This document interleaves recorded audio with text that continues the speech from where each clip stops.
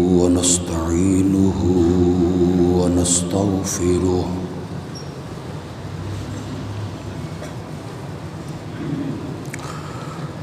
ونعوذ بالله من شرور أنفسنا ومن سيئات أعمالنا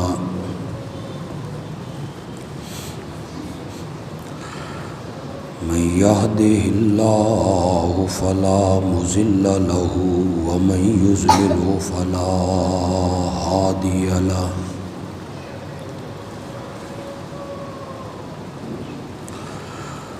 وأشهد أن لا إله إلا الله وحده لا شريك له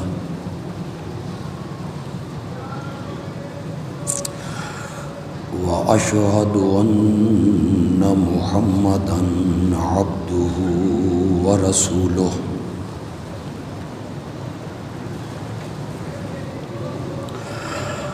أما بعد فأعوذ بالله من الشيطان الرجيم بسم الله الرحمن الرحيم يا أيها الناس قد جاءتكم موعظة من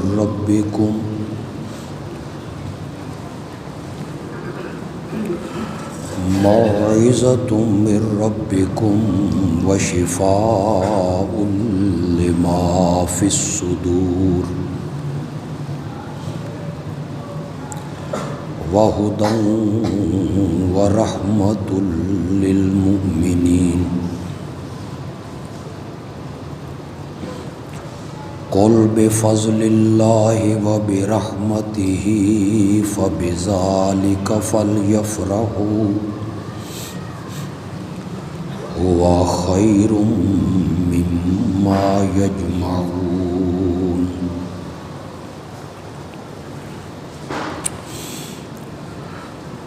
اے لوگو، تمہارے پاس تمہارے رب کی طرف سے ایک نصیحت پہنچ چکی ہے،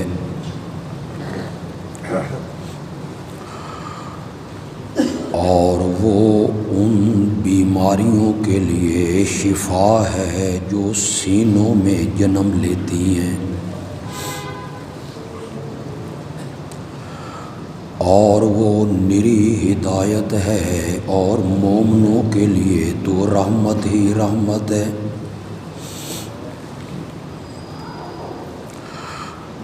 آپ کہیں اللہ کی مہربانی اور اس کی رحمت کے ساتھ اس کے ملنے کی وجہ سے انہیں خوش ہونا چاہیے۔ وہ چیز اس مال و دولت سے بہتر ہے جو وہ اکٹھی کرتے ہیں۔ اللہم صلی علی سیدنا و مولانا محمد النبی الأمی وعلی آلہ وأصحابہ وأزواجہ وأہل بیتہ وبارک وسلم ثم صلی علیہ۔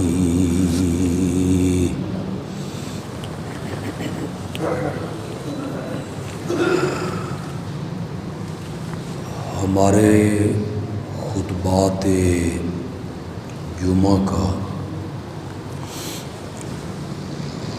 جو مستقل عنوان کئی مہینوں سے چلا آ رہا ہے کہ نبی اکرم صلی اللہ علیہ وسلم کی سیرت کا سب سے نمایاں اور اہم پہلو یہ ہے کہ آپ نے جن کاموں کے کرنے کا امت کو حکم دیا آپ نے خود اس پر عمل کر کے دکھایا۔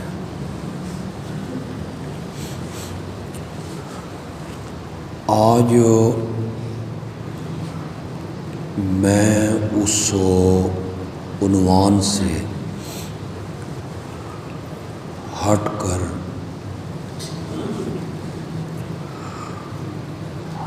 وقت کی مناسبت سے قرآن مقدس کی عظمت، فضیلت اور تعلیم و تعلم کے بارے میں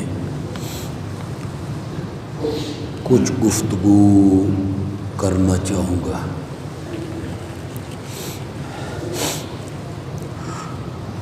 ہماری جماعت کے جو مدرسے ہیں انہیں یہ امتیازی شرف حاصل ہے کہ شعبان اور رمضان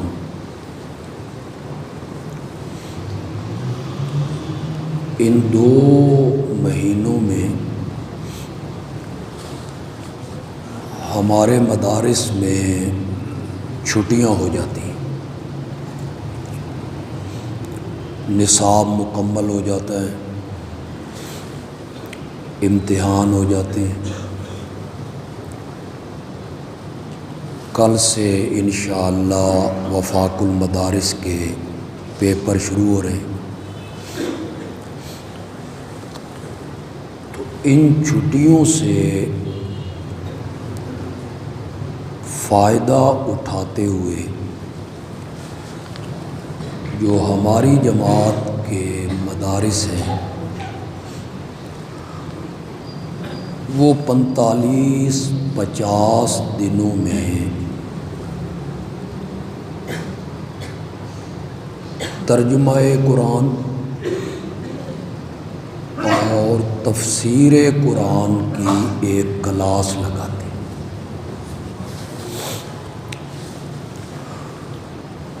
اور 1.5 مہینے میں یا 50 دنوں میں پورے قرآن پاک کا ترجمہ اور اس کی تفسیر طلباء کو پڑھائی جاتی ہے۔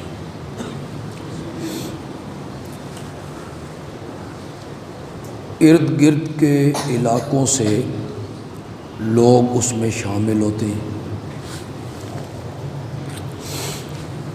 دور دراز کے علاقوں سے کئی نوجوان کالج کے، یونیورسٹیوں کے یہاں آ جاتے ہیں،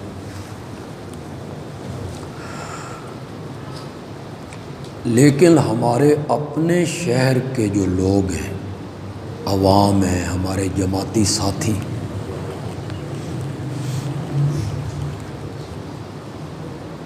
ان کی تعداد اس طرح نظر نہیں آتی جس طرح انہیں اس کلاس میں آنا چاہیے تھا۔ باہر سے آنے والے لوگ تو پھر رہتے بھی یہاں ہیں، رات بھی دن بھی، کھانا بھی مطبخ کا کھاتے ہیں۔ یہاں کے رہنے والوں کو تو سہولت ہے کہ 5 گھنٹوں کے لیے آنا ہے اور قرآن کا ترجمہ اور تفسیر پڑھ کے اپنے گھروں کو پلٹ جانا ہے۔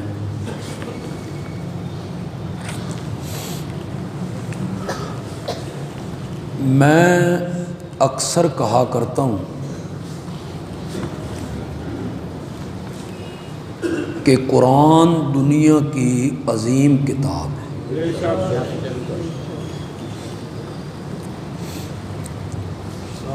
اس کے عظیم ہونے میں کسی کو بھی شک و شبہ کی گنجائش تک نہیں۔ کلام اللہ ہے، اللہ کا کلام ہے۔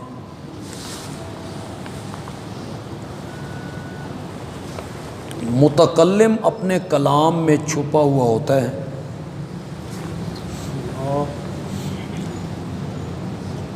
جس نے اللہ کو دیکھنا ہو وہ اسے اس کے کلام میں دیکھے۔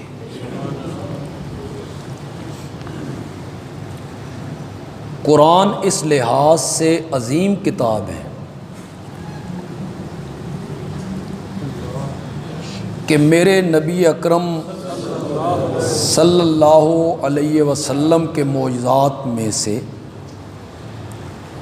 سب سے بڑا معجزہ ہی قرآن ہے، سب سے بڑا معجزہ جو ایک امی کی زبان سے نکل رہا ہے، جس نے 40 سال کبھی تقریر نہیں کی، خطاب نہیں کیا، اس کا استاد کوئی نہیں، وہ شاگرد کسی کا نہیں، وہ کسی مکتب میں نہیں گیا، وہ اپنا نام لکھنا نہیں جانتا، اس کی زبان سے اچانک ایسا کلام نکلنے لگ گیا جس نے دنیا کے خطباء اور متکلمین اور شاعروں کو چیلنج کر دیا، فَأْتُوا بِسُورَةٍ مِّن مِّثْلِهِ إِن كُنتُمْ صَادِقِينَ۔ اگر تم اس بات میں سچے ہو کہ محمد یہ کلام خود بناتا ہے صلی اللہ علیہ وسلم، تو میرا نبی تو پڑھنا نہیں جانتا، لکھنا نہیں جانتا، وہ بنا لیتا ہے، تم بھی بنا کے لے آؤ۔ فَإِن لَّمْ تَفْعَلُوا وَلَن تَفْعَلُوا، اگر تم ایسا نہ کر سکو اور تم ہرگز ایسا نہیں کر سکو۔ سب سے بڑا معجزہ ہے۔ جاہلیت کے زمانے میں جو عرب کے بڑے بڑے شاعر تھے، وہ قصیدے لکھتے، شعر و شاعری کرتے، بیت اللہ کی دیوار پہ لٹکا دیتے تھے۔ ان کی وہ شعر و شاعری آج بھی ہمارے مدارس میں پڑھائی جاتی ہے۔ وہ عربی سمجھانے کے لیے، عربی لغت، عربی فصاحت، بلاغت، وہ بڑے بڑے شاعر ہوتے، اس میں بڑی بلاغت ہوتی، فصاحت ہوتی۔ عرب کا جو سب سے بڑا شاعر تھا نا، وہ آتا، ان شعروں کو پڑھتا، قصیدوں کو پڑھتا اور نمبر تقسیم کرتا تھا۔ اس کا پہلا نمبر ہے، اس کا دوسرا نمبر ہے، اس کا تیسرا نمبر ہے۔ جب سورت کوثر اتری نا، ایک صحابی نے سورت کوثر لکھ کر وہاں لٹکا دی۔ اب سورت کوثر کے جو ظاہری الفاظ ہیں، عربی ہماری مادری زبان نہیں ہے نا، ہمیں کیا پتہ ہے کہ اس میں کتنی فصاحت ہے، بلاغت ہے، کلام کی ندرت ہے، ہم کیا جانیں، یہ تو عرب کے لوگ جانیں گے نا۔ اِنَّا أَعْطَيْنَاكَ الْكَوْثَرَ فَصَلِّ لِرَبِّكَ وَانْحَرْ إِنَّ شَانِئَكَ هُوَ الْأَبْتَرُ۔ یہ تو وہ جانیں گے کہ اس میں فصاحت کتنی ہے، بلاغت کتنی ہے، لیکن اس کے جو معنی ہیں اور اس کا جو مفہوم ہے، خدا گواہ ہے 3 آیتیں وہ بھی بڑی چھوٹی چھوٹی اور مختصر ہیں. آپ یقین کریں اللہ نے پورے قرآن کے مضامین کے سمندر کو سورت کوثر کے کوزے میں بند کر کے رکھ دیا. سارے مضمون اللہ نے سورت کوثر میں بیان کیے جن کو 30 پاروں میں اللہ نے بیان کیے. یہ ہے قرآن کا معجزہ، یہ ہے قرآن کی فصاحت، یہ ہے قرآن کی بلاغت. اس کے معنی میں بڑی فصاحت ہے، بڑی بلاغت ہے، بڑی ندرت ہے، بڑی وسعت ہے. وہ بڑا شاعر جب آیا اس نے پڑھا، اس کے قدم رک گئے. اس نے پھر پڑھا. اب آپ اس کی شعر و شاعری کا اندازہ لگائیں کہ وہ خود کتنا بڑا شاعر ہے. تیسری مرتبہ پڑھا نا، اس نے قلم لیا اور قلم لے کے آگے ایک جملہ اس نے لکھا.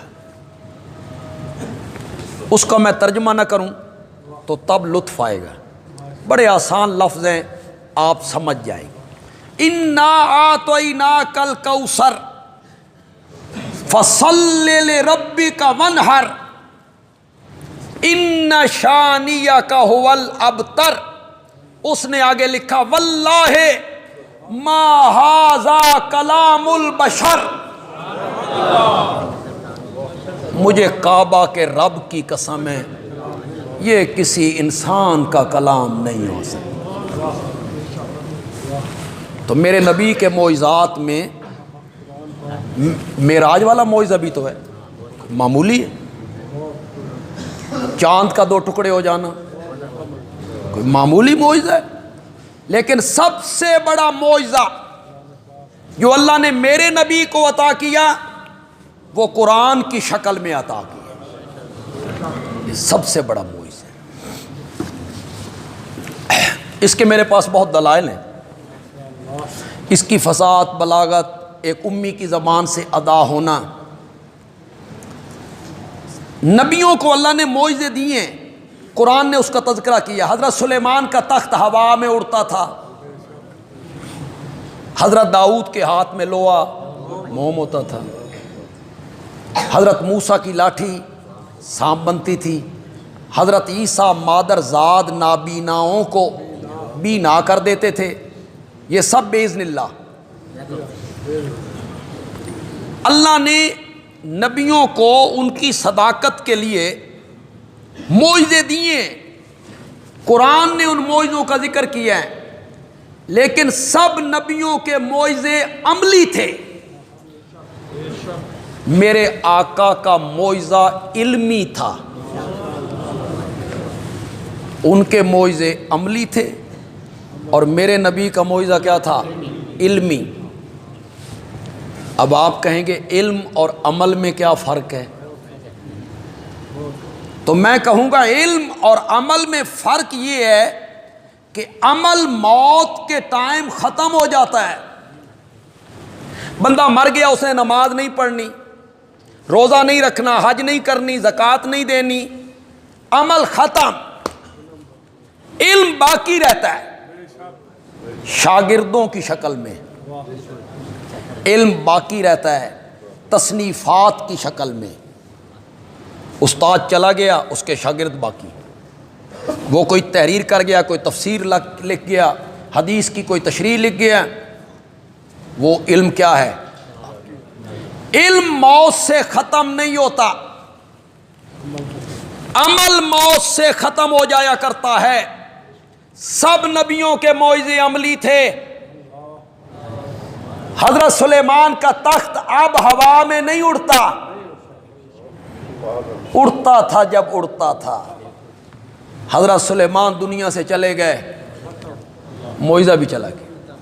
حضرت موسیٰ کی لاٹھی آج سانپ نہیں بنتی، بنتی تھی جب بنتی تھی. وہ چلے گئے، معجزہ بھی چلا گیا.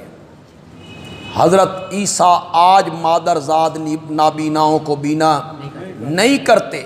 وہ آسمانوں پہ چلے گئے، معجزہ بھی چلا گیا. سارے نبیوں کے معجزے عملی تھے. نبی دنیا سے رخصت ہو گیا، معجزہ بھی رخصت ہو گیا۔ میرے نبی کا معجزہ علمی معجزہ تھا، میرا نبی دنیا سے رخصت ہو گیا، معجزہ قیامت کی صبح تک باقی۔ یہ باقی نبیوں کے معجزے میں اور میرے نبی کے معجزے میں یہ فرق ہے۔ ان کے معجزے عملی تھے، میرے نبی کا معجزہ علمی تھا، علمی۔ آج اگر کوئی ہندو یا کوئی سکھ یہودی مذہب قبول کرنا چاہے اور وہ یہودیوں سے کہے کہ میں تمہارا مذہب قبول کرنا چاہتا ہوں لیکن اپنے نبی کی صداقت پر کوئی دلیل لاؤ،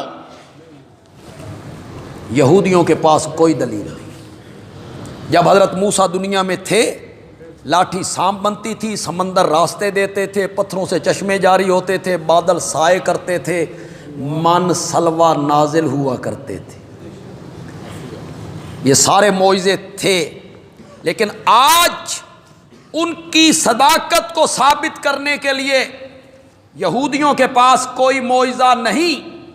اگر کوئی ہندو اور سکھ عیسائی ہونا چاہے اور عیسائیوں سے کہے میں تمہارا مذہب قبول کرنا چاہتا ہوں لیکن حضرت عیسیٰ کی صداقت پر کوئی دلیل لاؤ، عیسائیوں کے پاس کوئی دلیل نہیں ہے آج۔ اور اگر کوئی عیسائی، اگر کوئی ہندو اور سکھ مجھ سے آ کے کہے میں مسلمان ہونا چاہتا ہوں، اپنے نبی کی صداقت پر کوئی دلیل لاؤ، تو دلیل آج بھی ہمارے پاس کہ یہ وہ کتاب ہے جس طرح پہلے دن اتری تھی آج بھی اسی طرح محفوظ ہے اور قیامت کی صبح تک اسی طرح محفوظ رہے۔ تورات بدل گئی، اس میں تحریف ہو گئی، تغیر و تبدل ہو گیا، کٹ وٹ ہو گئی۔ کہتے ہیں کہ کوئی شخص کوئی مذہب قبول کرنا چاہتا تھا، یہودی، عیسائی، مسلمان، یہی تین آسمانی مذہب ہیں، تو اس نے تجربہ کرنا چاہا۔ وہ کاتب تھا، بہت اچھا لکھنے والا تھا، اس نے ایک بہترین کاغذ پہ تورات لکھی، اس سے رج کے تعریف کی تھی، ادھر کی بات ادھر، ادھر کی بات ادھر۔ وہ یہودیوں کے پوپ کے پاس لے گیا کہ میں نے یہ بہت خوبصورت تورات لکھی ہے، اس کا ورق دیکھیں، رنگ دیکھیں، لکھائی دیکھیں، خط دیکھیں۔ انہوں نے اس کے لیے ایک تقریب کا اہتمام کیا، اس کو انعام سے نوازا جائے، اس نے بڑا کم کیتا۔ پھر اس نے انجیل لکھی، اس میں اس نے تعریف کر دی، جو موجودہ انجیل تھی اس کو بھی بدل دیا، ادھر کی بات ادھر، ادھر کی بات ادھر۔ پادری کے پاس لے کے گیا کہ یہ دیکھیں میں نے انجیل لکھی۔ انہوں نے بھی ایک تقریب کا اہتمام کیا کہ تو بڑا کم کیتا، بڑی خوبصورت کتاب تم نے لکھی ہے۔ پھر اس نے قرآن لکھا اور اس کی آیتیں ادھر کی ادھر کی، ادھر کی ادھر کی، اور مسلمانوں کے پاس آیا کہ میں نے بڑی خوبصورت کتاب لکھی ہے۔ انہاں لمبا پا لیا، ادعا، تجھے یہ جرت کیسے ہوئی کہ ادھر کی آیت ادھر یا ادھر کا لفظ ادھر؟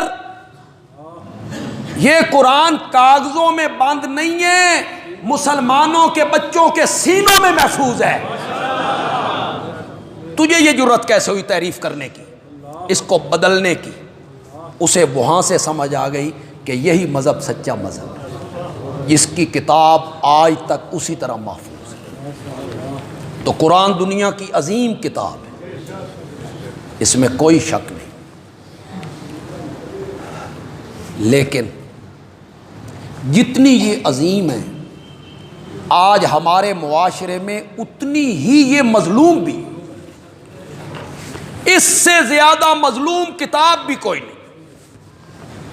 اس سے بڑا ظلم کیا ہوگا کہ جن لوگوں کو یہ کتاب عطا کی گئی، جنہیں دی گئی یہ کتاب، امت محمدیہ، وہ خود امت اس کے نزول کا مقصد آج تک سمجھ نہ سکے۔ اس سے زیادہ ظلم کیا ہوگا اس کتاب کے ساتھ کہ انہیں سمجھ ہی نہیں آئی کہ یہ کتاب آئی کیوں تھی، یہ کتاب نازل کیوں ہوئی تھی۔ انہوں نے سمجھا یہ صرف کتاب برکت ہے۔ کیا ہے؟ نئی دکان بناؤ، اس کا ختم پڑھو، نیا مکان بناؤ، اس کا ختم پڑھو، فیکٹری بناؤ، طالب علم بلاؤ، یہ نری کتاب برکت ہے۔ قول و قرار کا ٹائم آئے تو کہو میں پیسے قرآن تے رکھ دینا، تو چک لے۔ انا للہ، اس امت نے اس قرآن کے ساتھ سلوک کیا کیا؟ کیا سلوک ہوا ہے اس کتاب کے ساتھ؟ عدالت میں کھڑا ہے گواہ، اسے جج کہتے ہیں قرآن کی قسم اٹھا کے کہو، جو کہو گے سچ کہو گے۔ تو قرآن دی قسم چاہ کے گواہی دے، میں فیصلہ قرآن دے حکمہ دے مطابق، اس سے بڑی زیادتی کیا ہوگی؟ میں نے فیصلہ تعزیرات ہند کے مطابق کرنا ہے۔ چور کی سزا کیا ہے؟ ڈاکو کی سزا کیا ہے؟ زانی کی سزا کیا ہے؟ جو قرآن نے فیصلہ کیا ہے میں نے وہ نہیں کرنا، میں نے تعزیرات ہند کے مطابق کرنا ہے۔ البتہ تو سر تے چاہ کے گواہی سچی دے، اس سے بڑی زیادتی کیا ہو؟ ساری زندگی بیٹی کو قرآن نہیں پڑھایا، جب رخصت ہونے لگی ہے قرآن اس کے اوپر رکھا، بس قرآن کے سائے میں وہ جا رہی۔ یہ اس لیے آیا تھا کہ بیٹی کو گھر سے رخصت کرنا ہو تو اس کا سایہ اوپر کر دیں آپ، یا عدالتوں میں گواہی دینے کے لیے اس کو سر پہ اٹھائیں، یا قول و اقرار اور قسم کے لیے اس کو استعمال کریں، یا لکھ لکھ کے تے گھول گھول کے پیتی جاؤ۔ بس یہ اس امت نے اس قرآن کا مقصد سمجھا۔ ریشمی غلاف میں لپیٹو، خوشبو لگاؤ، اس آنکھ سے لگا کے اس آنکھ سے لگا کے سب سے اوپر والے تختے پہ رکھ دو، بس ہم نے قرآن کا کیا کر دیا؟ اس کو پیٹھ نہیں کرنی نا، یہ پیٹھ نہیں کرنی اس کو۔ یہ اس امت نے قرآن کے نزول کا مقصد سمجھا ہے۔ یہ مردوں کو بخشوانے کے لیے آئی تھی، اور پاگلو یہ تو زندوں کے لیے آئی تھی۔ ساری زندگی قرآن کے قریب نہیں آئے، اب پیچھے سے پڑھ پڑھ کے بخشا جا رہا ہے۔ اللہ ایڈا بھی بھولا نہیں، پتہ نہیں میرے جملے کہیں جتنا تسی سمجھ لیا۔ ساری زندگی قرآن پڑھا نہیں، قرآن دے نیڑے نہیں آیا، اب مرنے کے بعد اس سے پیچھے قرآن کیا بخشا جا رہا۔ یہ آپ نے اس کے نزول کا مقصد سمجھا ہے؟ جتنے لوگ یہاں بیٹھے ہو، سچی سچی بات کرنا، اگر کوئی آدمی کسی کا بیٹا چلا جائے سعودیہ، پھر وہاں جا کے گم ہو جائے، پتہ ہی نہ ہو کہ میرا بیٹا کہاں چلا گیا، ماں تڑپے، کئی سالوں کے بعد وہ اپنے والد کو خط لکھے عربی میں، کہ والد حیران ہوں گے کہ میرا بیٹا عربی میں خط لکھ رہا ہے۔ خط آیا والدین کے ہاتھ میں، ماں باپ کے ہاتھ میں، لکھا بھی گیا مدینے سے، تو یہ کیا کریں گے؟ نا، یہ بازار سے ایک ریشمی کپڑا لائیں گے، خط اس میں لپیٹیں گے، اے مدینے چو آیا، عربی میں لکھا ہوا، پھر اس کو چومیں گے، پھر آنکھوں سے لگائیں گے، پھر صندوق میں رکھ دیں گے. کریں گے؟ بولتے کیوں نہیں ہو؟ کریں گے؟ یہ آئیں گے مولانا کے پاس، مسجد کے خطیب کے پاس، بیٹا گیا سعودی عرب، پاگل نے عربی میں لکھ دیا ہے، ہوں اس دی ماں کدائی نہیں کھلوندی. وہ کہتی ہے خط سمجھاؤ میرے پتر لکھیا کیے. اسے چین نہیں آتا، کھانے کا اسے ہوش نہیں ہے، نیند نہیں آتی اسے. وہ کہتی ہے مجھے بتاؤ میرے بیٹے نے کیا لکھا ہے. تے مولوی جی ہو تے غلطی کر بیٹھا تے تسی اس دا ترجمہ کرو تے دسو. مولانا نے خط پڑھا، وہ جدید عربی تھی، جدید عربی، اور ہم پڑھے ہوئے ہیں قدیم عربی. مولوی صاحب نے کہا اے جدید عربی ہے، اے ساڈی سمجھو. ہر زبان میں کچھ لفظ ایسے آ جاتے ہیں جو اصل لغت میں نہیں ہوتے ہیں، تو بولی بولتے ہیں لوگ. وہ کہیں لطیفہ ہے بھائی، پانی پلا رہے ہیں حاجیوں کو، عربی جب قلت ہوتی تھی پانی کی تو حاجی مویا. اب ماں ان کو اس نے کیا کہا؟ مویا. حاجی مویا. ایک ہماری کوئی جٹنی تھی اس علاقے کی، اس نے کہا حاجی کیوں مویا؟ تو مویا نال تیرا پیو مویا، حاجی کیوں مویا؟ اب اس نے مویا دوسرا سمجھ لی، اس نے ماں ان کو کیا کر دیا؟ مخفف کر دیا، مویا. تو جدید عربی، اس میں ہم عربیوں کی جب بولی ہماری سمجھ میں ککھ نہیں آتا، یہ کیا کہہ رہے ہیں. نہ اس میں مذکر کا نہ مؤنث کا کوئی لحاظ وہ نہیں کرتے. ہم تو لحاظ کریں گے کہ یہ مذکر کا صیغہ بولنا ہے، مؤنث کا صیغہ، وہ بولتے چلے جائیں گے. یہ گیا، اس نے اپنی بیوی سے کہا کرما لیے، وہ مولویوں نہیں جواب دے گی، وہ دن میں میری سمجھ جو نہیں ہے. بیوی کہے گی یونیورسٹی جا، عربی کے کوئی پروفیسر ہیں، لیکچرر، وہ جدید عربی جانتے ہیں، ان سے ترجمہ کروا کے لا. اس نے کہا میرے کو سر کھڑکن دا ویل نہیں، دکان بھی کھولنی ہے، دفتر بھی جانا، ٹھہر جا کل کر لیں گے. کرنے دے گی؟ وہ کہے گی دکان جائے بھاڑ میں، میرے بیٹے نے لکھا کیا ہے مجھے بتا. جب تک اس خط کا ترجمہ نہیں سمجھ آئے گا کہ بیٹا خیریت سے ہے، کہاں ہے، کیا کرتا ہے، کیا لکھا ہے، والدین کو آرام نہیں آئے گا. اور لوگو، یہ قرآن اللہ کا خط ہے تمہارے نام، یہ اس نے خط لکھا ہے تمہارے نام. بیٹے کے خط کو سمجھنے کے لیے تڑپتے رہتے ہو، اس کو سمجھنے کے لیے کوشش نہیں کرو گے کہ رب تم سے کہنا کیا چاہتا ہے. رب تمہیں خطاب کرتا یا ایھا الذین آمنو، نہیں کرتا. خدا دی قسم اتنی ویری، یا ایھا الذین آمنو، اے ایمان والو. یہ کن سے خطاب کر رہا ہے اللہ؟ آگے اللہ کیا کہنا چاہتا ہے اس کی آپ کو خبر کوئی. کچھ علماء نے اس میں روڑے اٹکائے. علماء نے کہا قرآن کا ترجمہ ہر بندے کو نہیں پڑھنا چاہیے، اس کے لیے 17 علموں کی ضرورت ہوتی ہے. پہلے 17 علم آن پھر قرآن پڑھے. بندے کا سر پیچھے جا لگتا ہے، پہلے 17 علم پڑھنے پھر قرآن.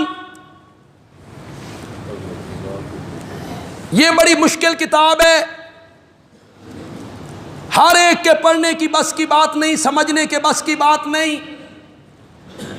اللہ نے کہا وَلَقَدْ يَسَّرْنَا الْقُرْآنَ لِلذِّكْرِ فَهَلْ مِن مُدَّكِرٍ. یسرنا، جس باب کا یہ صیغہ ہے اس میں تکلف کا مادہ پائے، تکلف.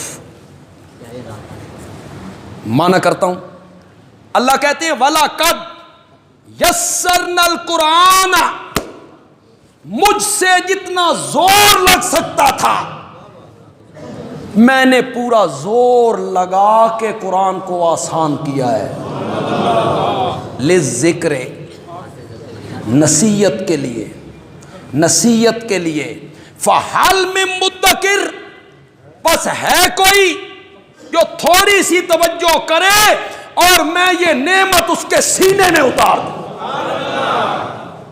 قرآن تو کہتا ہے، اللہ تو کہتے ہیں میں نے پوری طرح اس قرآن کو کیا کیا ہے۔ تو یہ قرآن کس لیے آیا تھا؟ برکت حاصل کرنے کے لیے۔ علماء نے کہا آپ کے پڑھنے کی بس کی بات نہیں ہے، ہر بندے کو یہ نہیں پڑھنا چاہیے جی، اس لیے نہیں پڑھنا چاہیے کہ اگر لوگوں نے قرآن پڑھ لیا تو انہیں اینکیں لگ جائیں گی، اینکیں لگیں گی تو تمہارے ماتا کے داغ ان کو نظر آئیں گے جو تم نے میک اپ سے چھپا رکھے ہیں، اس لیے تم کہتے ہو انہوں انا ران دو، ان کو قرآن کے قریب نہ لیں۔ ہم قصے سنائیں، سیف الملوک سنائیں، وارث شاہ کی ہیر سنائیں، دوڑے مائیے مرثیے، حکایتیں، واقعات، جھوٹی روایتیں سناتے رہیں، قرآن کے قریب آ گئے، قرآن نے تو دماغ روشن کر دینے۔ علماء نے کہا اس کے قریب نہ جاؤ۔ بندیال بھی کہتا ہے جتنے نوجوان بیٹھے ہو، اگر تمہارے پاس وقت نہیں ہے ہمارے پاس پڑھنے کا، تم وقت نہیں دے سکتے ہو، ورنہ پڑھنا تو یہ سبقن چاہیے، کسی کی شاگردی قبول کر کے سبقن پڑھنا چاہیے۔ سبقن پڑھے سوا ہے تو مشکل، لیکن ایک طریقہ ہے، بازار سے قرآن والا ترجمہ لیجئے، شاہ عبد القادر محدث دہلوی رحمۃ اللہ، ان کا نام میں نے اس لیے لیا کہ یہ دیوبند کے مدرسے سے پہلے کے ہیں اور بریلی کے مدرسے سے پہلے۔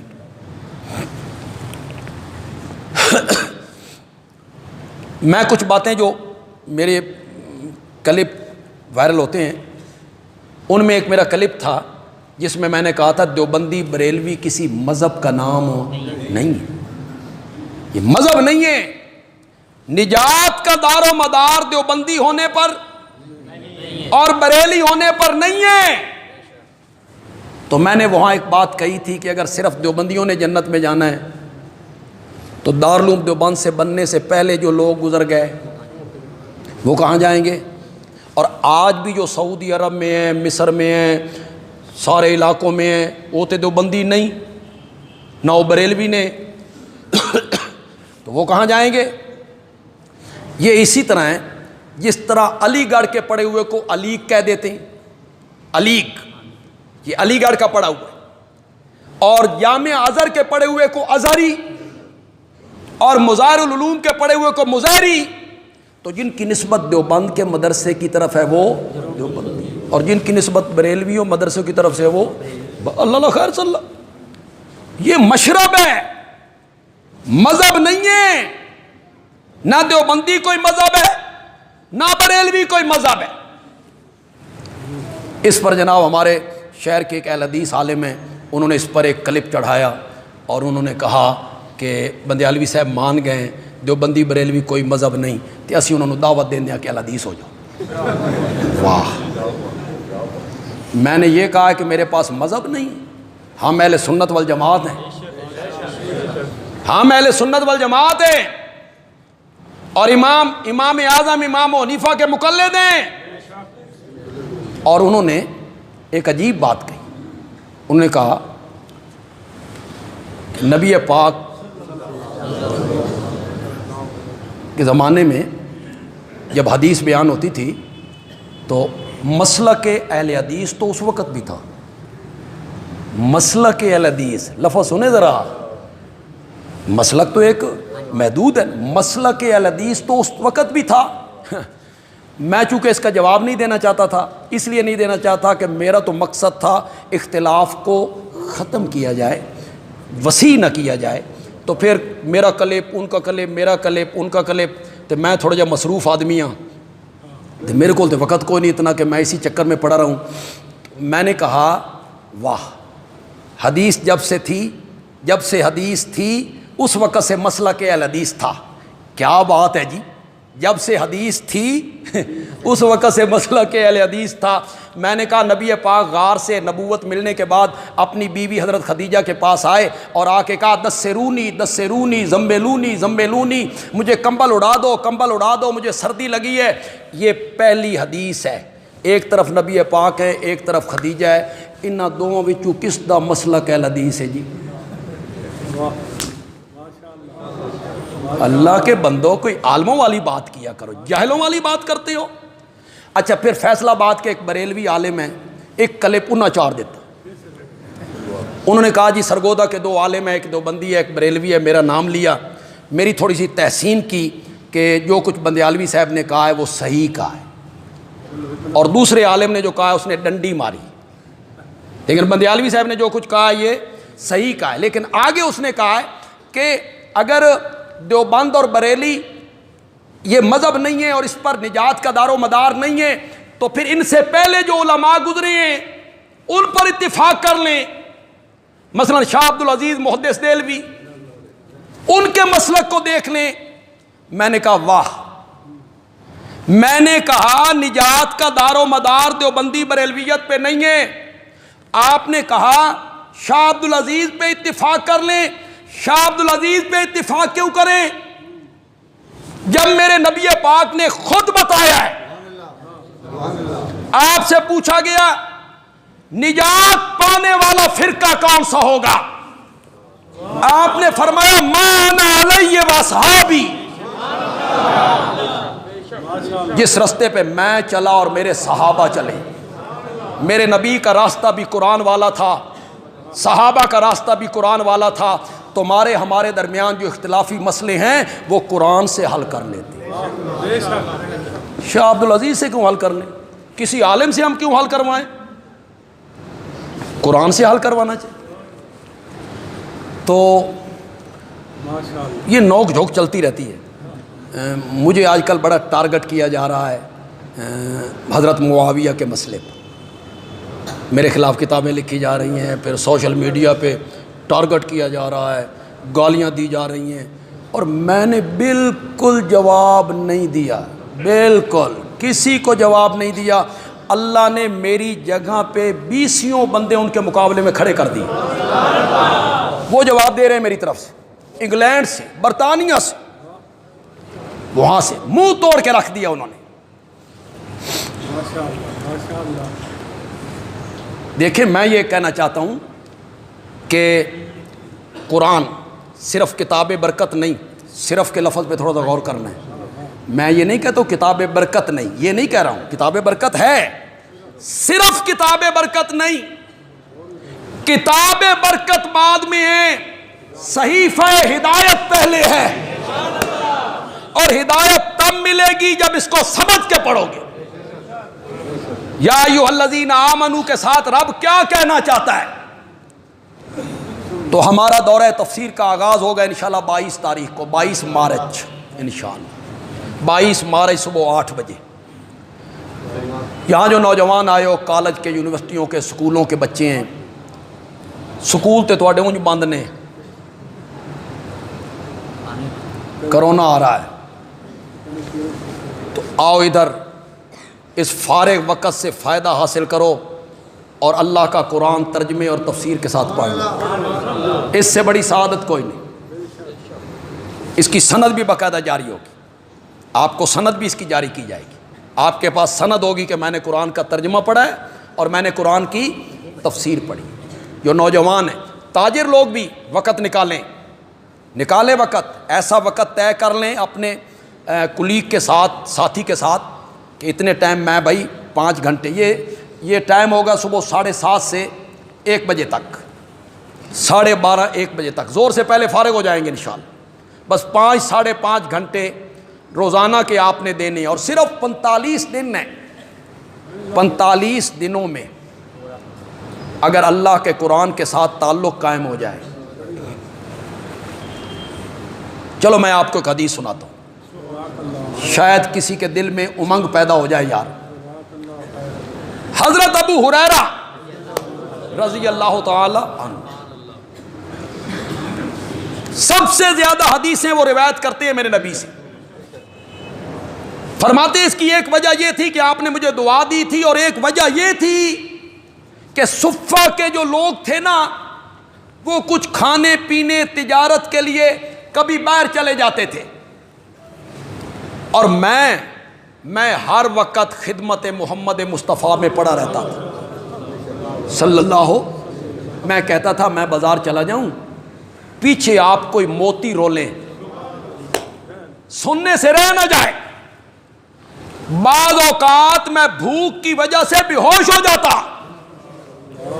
لوگ سمجھتے مرگی ہے، میں پڑا ہوتا تھا، لیکن بھوک کی وجہ سے۔ ایک دن میں پڑا تھا، حضرت صدیق اکبر آئے، میں نے ایک آیت کا معنی پوچھا جس کا مفہوم یہ بنتا تھا بھوکھیاں نو کھانا کھوایا کرو۔ انہوں نے معنی بتایا، چلے گئے۔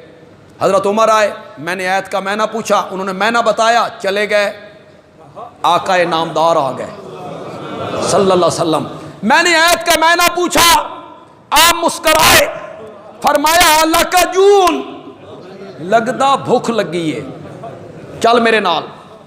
اٹھایا، مسجد میں لائے، گھر بندہ بھیجا، کوئی چیز ہے؟ میرے مرید نو بھوک لگی ہے۔ یہ مرید کا لفظ میں نے جان بوجھ کے بولا ہے، پیر انج ہوندے مرشد ایسے ہوتے ہیں۔ ہمارے گھر آؤ گے تو کیا لاؤ گے؟ ہم آپ کے گھر جائیں گے تو کیا دو گے؟ یہ چکر لگاتے ہیں مریدوں پر، ایک کٹا کھول دے، ایک بچی کھول دے، ایک بکری کھول دے، وہ آگے جٹ سمجھتا ہے اگر میں نے کھول کے نہ دی نہ دی آ پہ جائے گی تو میں بالکل ختم ہو جاؤں۔ وہ بتائے ہوئے نا کہ ہماری پھو میں بڑا اثر ہے اور ہماری چھو میں بڑا اثر ہے، اساں پہنچی ہوئی سرکار ہاں، ساڈا رب نال تعلق ہے، تو وہ بیچارہ کھول کے دے دیتے۔ ایک ڈاکو ہوتا ہے جو پستول رکھ کے کہتا ہے بھی کھول دے، ایک یہ ہے۔ اللہ اکبر۔ میرے نبی نے گھر بندہ بھیجا، مرشد نے اپنے گھر بندہ بھیجا، میرے مرید نو بھوک لگی ہے، کوئی شے ہے؟ دودھ کا ایک پیالہ آیا، حضرت ابو ہریرہ کہتے ہیں میں خوش ہو گیا، بے میرا تے پیٹ بھر جائے گا۔ میرے آقا نے کہا صفہ والے سارے طالب علموں کو بلا کے لا، وہ 200-250۔ میں نے کہا ایک پیالہ، پھر میں نے دل میں سوچا شروع تو میرے تو ہی کرنا نے نا، تجھے بچ گیا تو وہ بھی پی لیں گے۔ لیکن جب وہ آ گئے تو آپ نے مجھے کہا ابو ہریرہ انہاں نو پیوا، سارے پی گئے، پیالہ لبالب بھرا ہوا ہے، یہ میرے نبی کا معجزہ ہے، بھرا ہوا ہے۔ آپ نے فرمایا ابو ہریرہ پی، میں نے پی، آپ نے فرمایا اور پی، میں نے اور پی، آپ نے فرمایا اور پی، میں سیر ہو گیا۔ سب سے آخر میں مرشد نے پیا، پتہ نہیں سمجھو کہ نہیں سمجھو، سب سے آخر میں مرشد نے پیا۔ یہ حضرت ابو ہریرہ رضی اللہ تعالی عنہ، ایک دن انہیں میرے آقا نے کہا ابو ہریرہ مانگ مجھ سے کیا مانگتا ہے؟ اللہ اکبر، بڑی آفر ہے بھائی۔ آفر کرنے والا کون ہے؟ آفر کرنے والا کائنات کا آقا، تاجدار دو عالم، رحمت للعالمین ہے۔ مانگ مجھ سے کیا مانگتا ہے؟ اس درویش نے مانگا تو کیا مانگا؟ نہ زمین مانگی، نہ کوئی قطع مانگا، نہ کوئی باغ مانگا، نہ کھجوریں مانگی، نہ کوئی سواری مانگی۔ کہتا ہے اوصنی یا رسول اللہ، اللہ کے پاک پیغمبر من کوئی نصیحت کر دو، کوئی نصیحت کر دو۔ سناؤں اب اس آفر کے مقابلے میں جب حضرت ابو ہریرہ نے کہا مجھے کوئی نصیحت کر دو، تو میرے آقا نے کیا نصیحت کی؟ آپ نے فرمایا تعلم القرآن وعلمہ الناس، ساری زندگی قرآن سیکھتا رہ اور ساری زندگی لوگوں کو قرآن پڑھاتا رہ، ساری زندگی قرآن پڑھتا رہ، سیکھتا رہ، لوگوں کو پڑھاتا رہ۔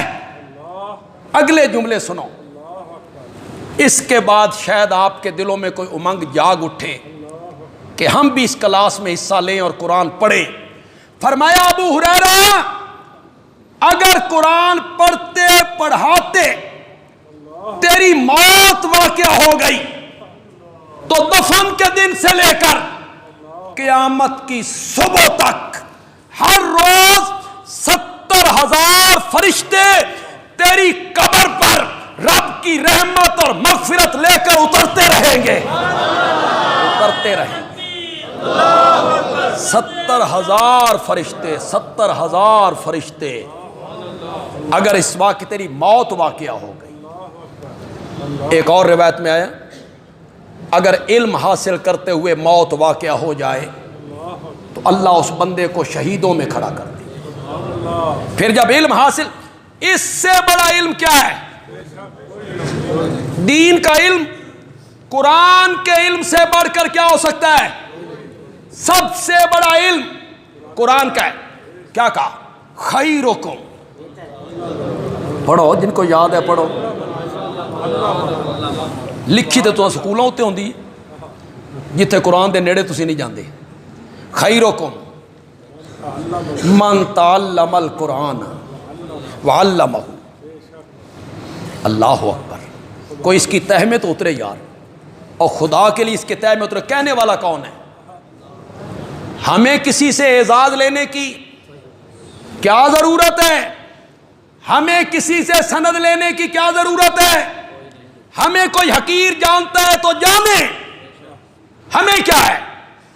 کائنات کے سب سے سچے اور سچے شخص نے ہمیں یہ سند دی تھی، خیرکم من تعلم القرآن وعلمہ، تم میں سب سے بہتر وہ ہے جو قرآن پڑھتا ہے اور پھر قرآن پڑھاتا ہے۔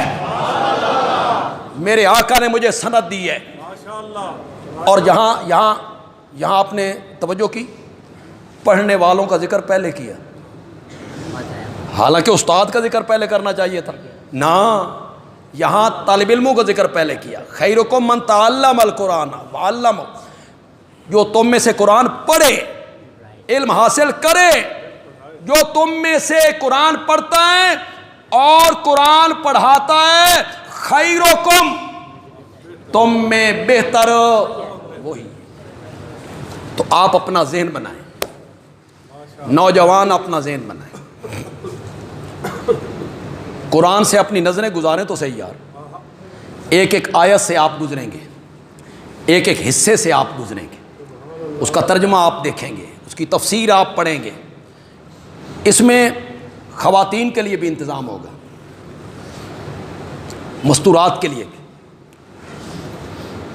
کوئی بچیاں ہماری بیٹیاں گھروں میں فارغ ہیں، سکول کی تعلیم سے فارغ ہیں، یونیورسٹی کی تعلیم سے فارغ ہیں، گھر میں، تو آپ تھوڑا سا ان کا ذہن بنائیں۔ آپ کی بیٹی ہے، بھتیجی ہے، بھانجی ہے، اس کا ذہن بنائیں کہ بیٹا یہ چند دن ہیں، اللہ کا قرآن پڑھ لیں، اللہ کا قرآن سمجھ لیں، اللہ کا قرآن سیکھ لیں، قرآن کا ترجمہ آ جائے گا، تفسیر آ جائے گی۔